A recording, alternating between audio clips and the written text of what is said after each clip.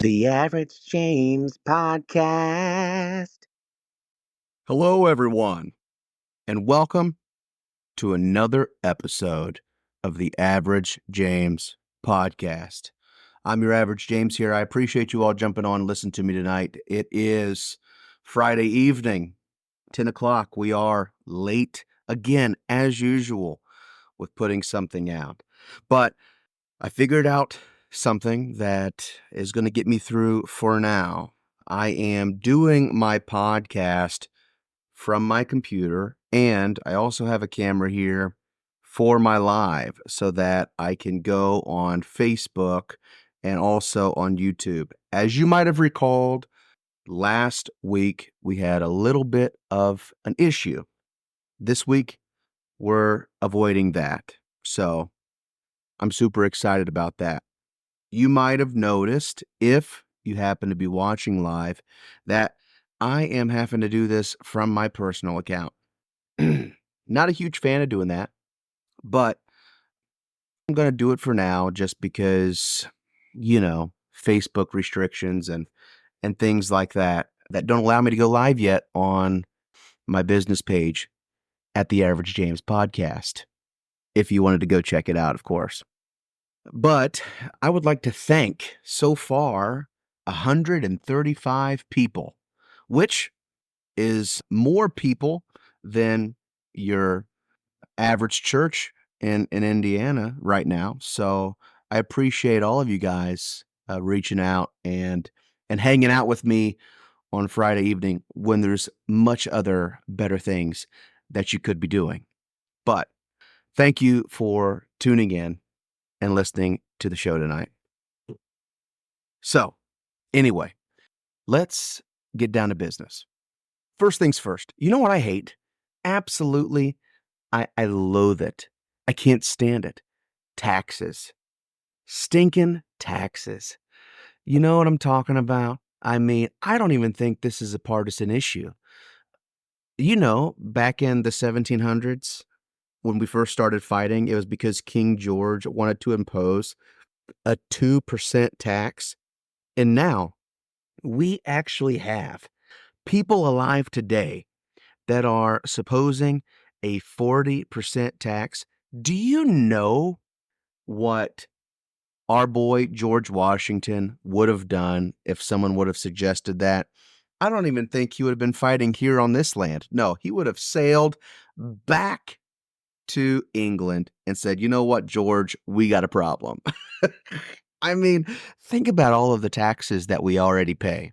And I know some people might be saying, well, this is kind of a boring subject to open up your podcast with today. But no, see, I disagree because I'm thinking about all of the property taxes that you have to pay for your house. I mean, think about it. If someone is on your property and they hurt themselves, they can sue you because, again, on your property is where they got hurt. If it's my property, how come I can go for 30 years, pay off my house, and still, if I don't pay my property taxes every single year, you guys can come, confiscate all my belongings, confiscate my house, and say it's theirs because I didn't pay my taxes? That doesn't make any sense. It makes absolutely no sense, ladies and gentlemen. But I digress. So here's another interesting thing. This show is called the Average James Podcast. And my name, if you didn't know, is James. Shocker, I know. But it's the name my parents gave me. And I got into like this wormhole. I was talking to a guy today who said, "Hey, I heard through the grapevine that you didn't prefer to be called James.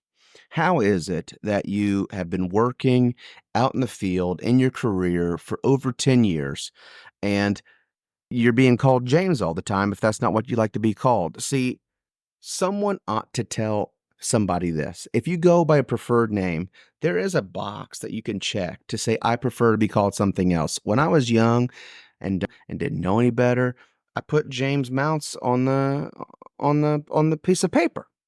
And then when I got interviewed, I was when they said, "Hey, your name's James." Yes. And then before I know it, I I'm being called James.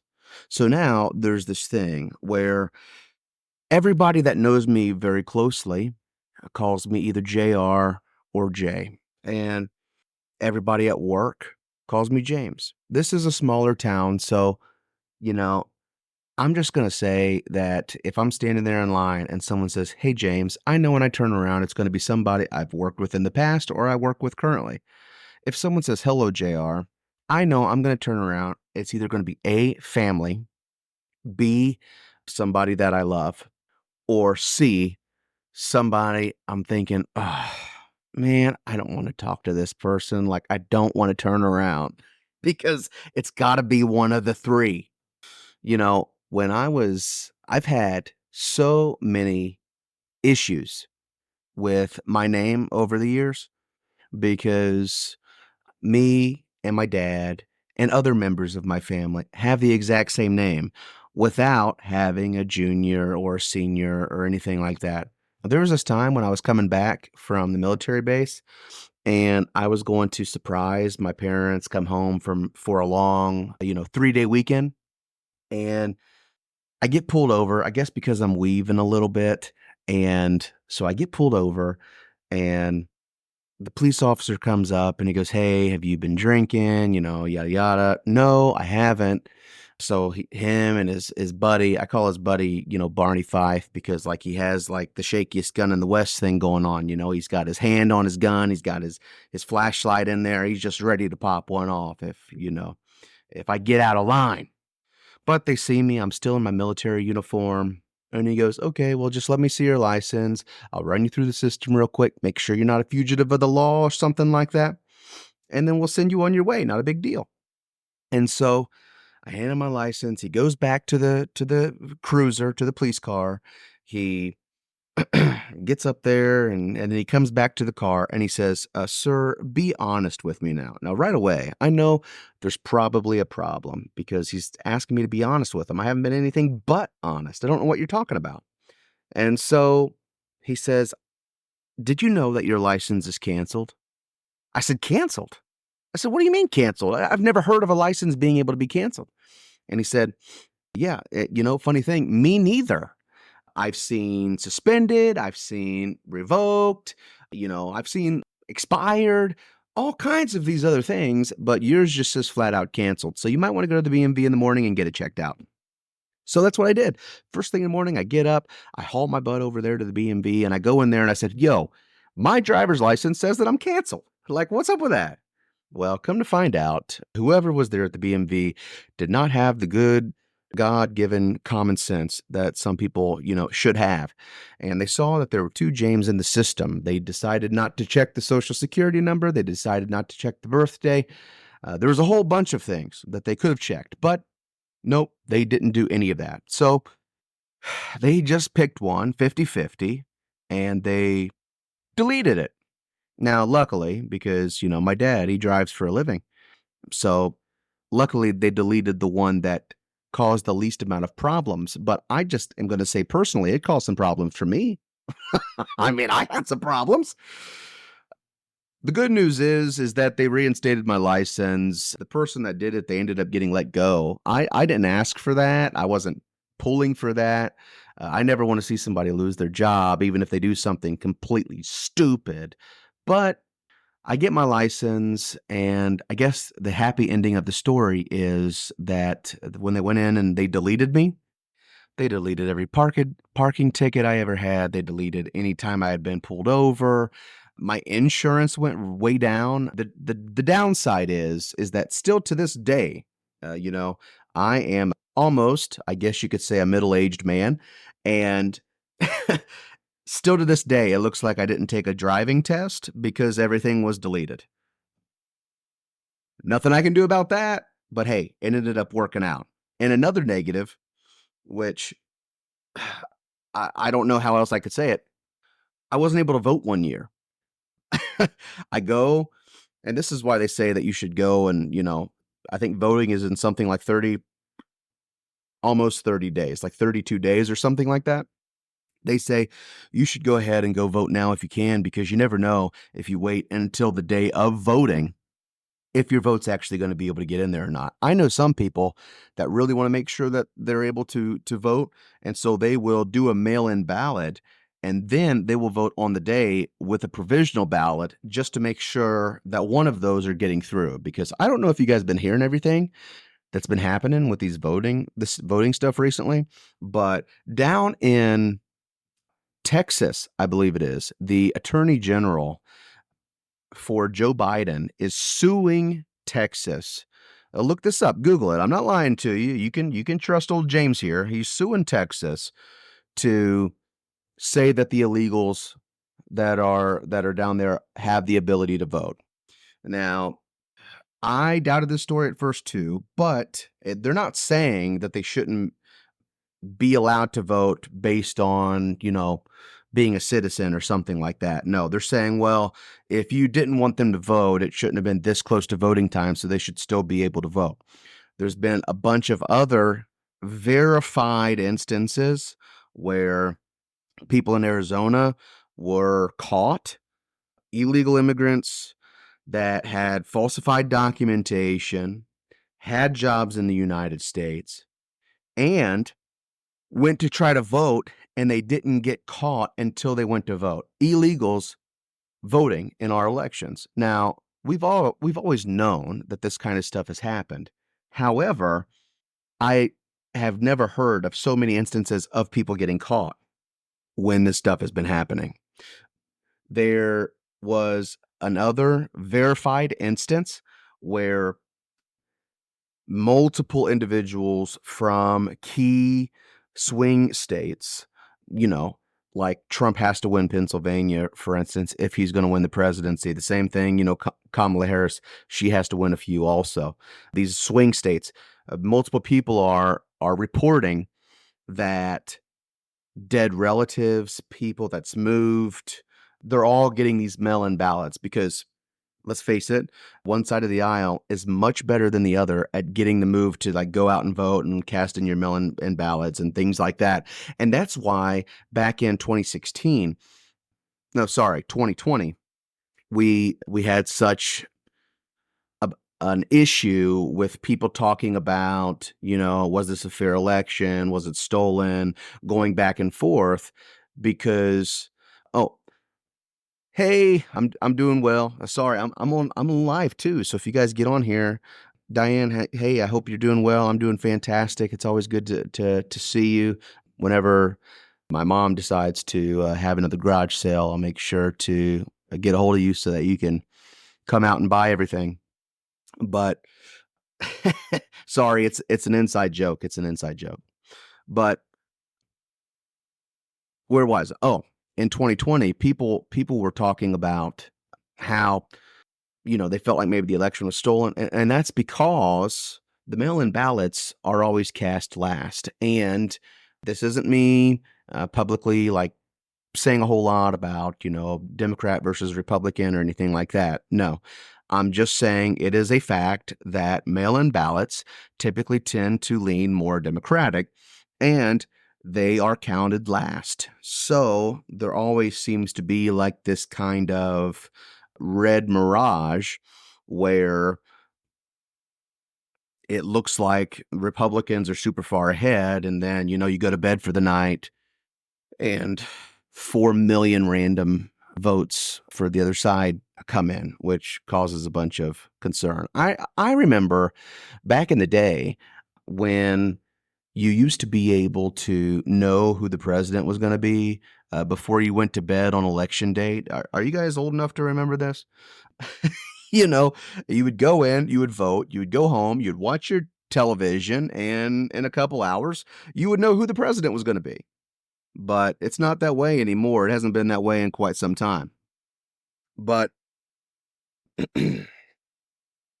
I'm getting close. I got 5 minutes left here before I am going to try to wrap up my show. Last week it was a little longer. I try to keep my shows right at around 20 minutes. Again, the the 100-some odd followers that are following me on my Facebook page. I greatly appreciate it.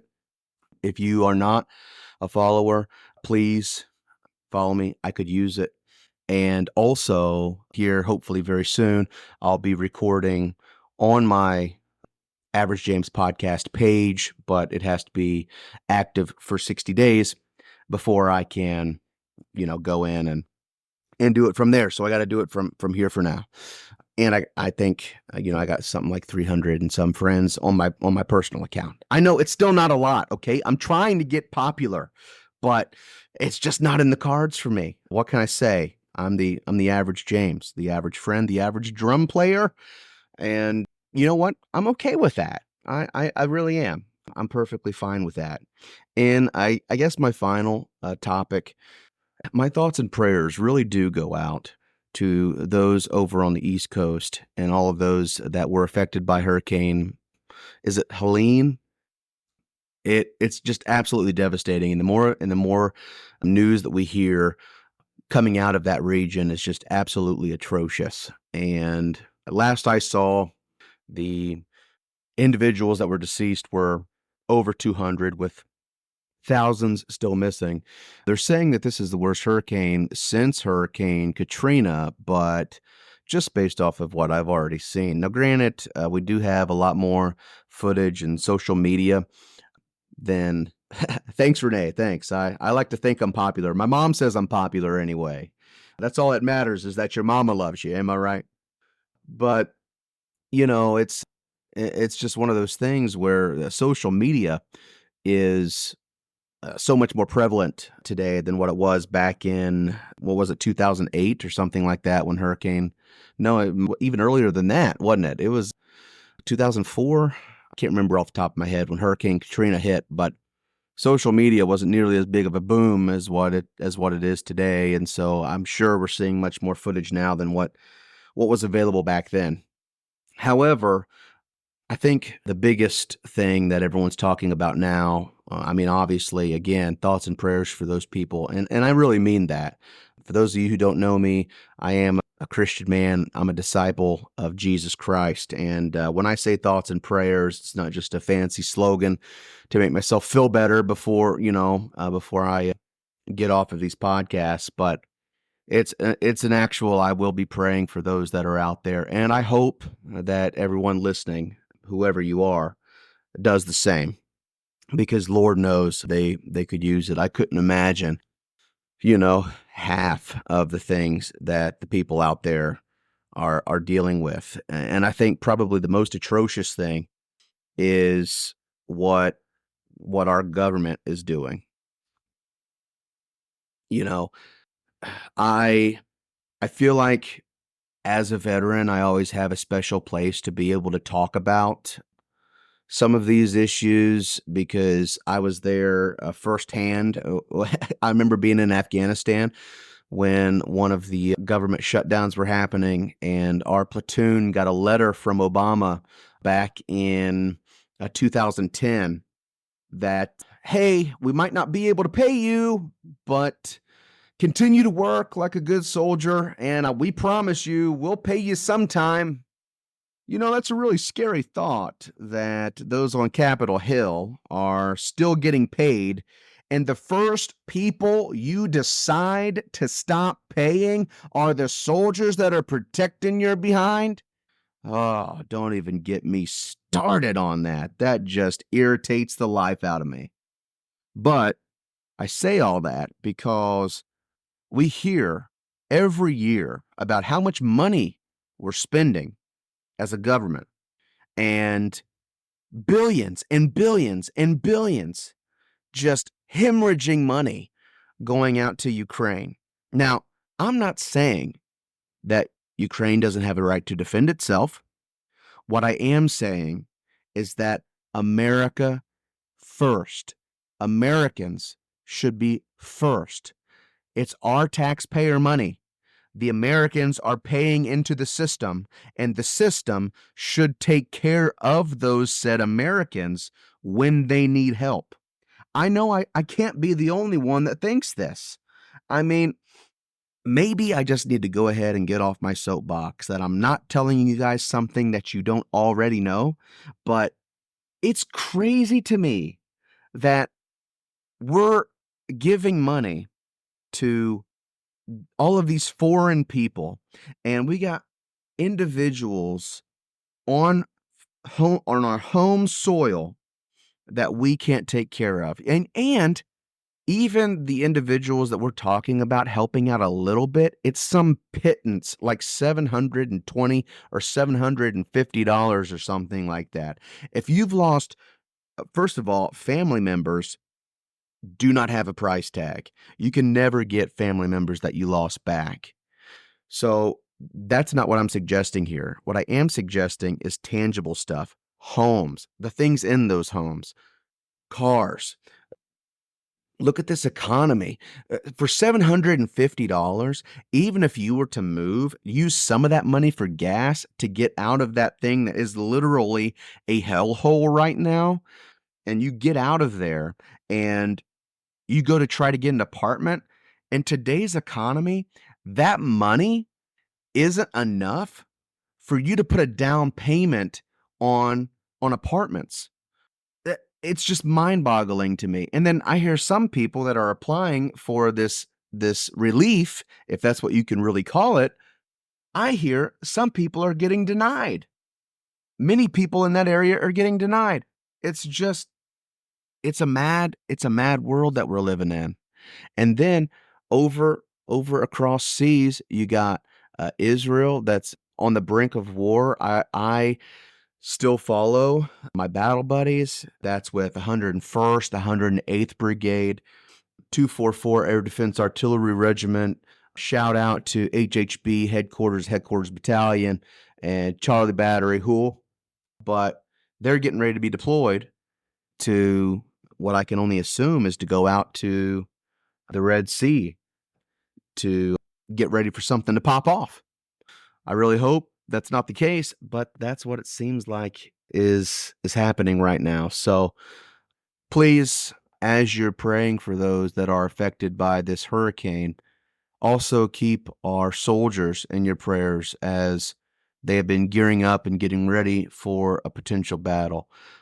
I really do hope that this election will iron things out. Tensions are very high right now. You know, we got this labor strike that's happening. The Average James Podcast. Tune in fast. Good vibes that last. The Average James Podcast.